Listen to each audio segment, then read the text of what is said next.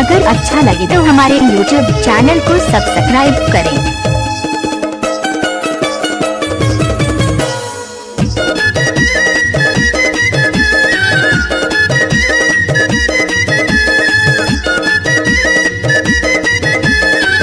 DJ Sohan Kumar साजा टोला।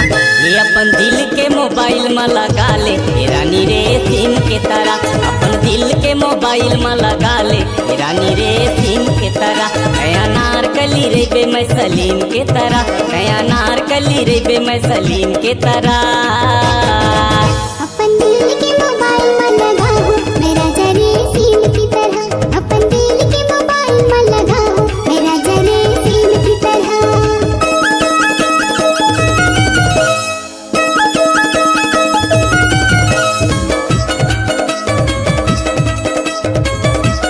लड़की को बने नचाना रे।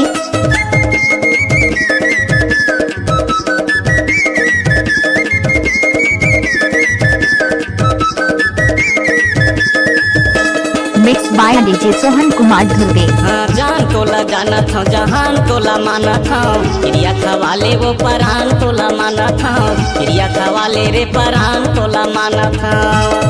डीजे सोहन कुमार साजा टोला। हाँ जान तोला जाना था जहान तोला माना था, क्रिया खवाले वो परान तोला माना था, क्रिया खवाले वो परान तोला माना। न सचड़ गे हवा मोला रे हफीन के तरह, न सचड़े हवा मोला वो हफीन के तरह। अपन दिल के मोबाइल में लगा हो मेरा जरे सिम की तरह, अपन दिल के मोबाइल में लगा हो मेरा जरे सिम की तरह।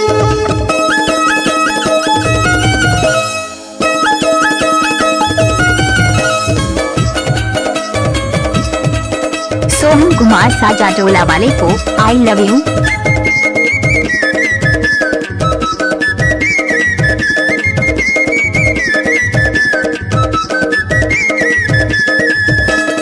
Mix by DJ Sohan Kumar Dhruve. मन नहीं काबू मन तन नहीं काबू तेरी मन मोहना चलाए खाते जादूना, तेरी मन मोहना चलाए खाते जादूना।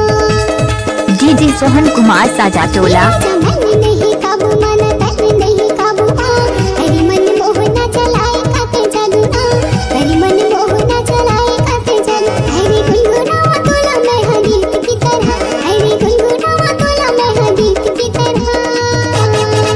ये अपन दिल के मोबाइल में लगा ले रानी रे सिम के तरह, अपन दिल के मोबाइल में लगा ले रानी रे सिम के तरह। कया नारकली रे बे मैं सलीम के तरह, कया नारकली रे बे मैं सलीम के तरह। अपन दिल के मोबाइल में लगा हो मेरा जरे सिम की तरह, अपन दिल के मोबाइल में लगा हो मेरा जरे सिम की तरह। ये अपन दिल के मोबाइल में लगा ले रानी रे सिम के तरह, अपन दिल के मोबाइल में लगा हो मेरा जरे सिम की तरह, अपन दिल के मोबाइल में लगा ले रानी रे सिम के तरह। अपन दिल के मोबाइल में लगा mix by DJ Sohan Kumar Dhruve.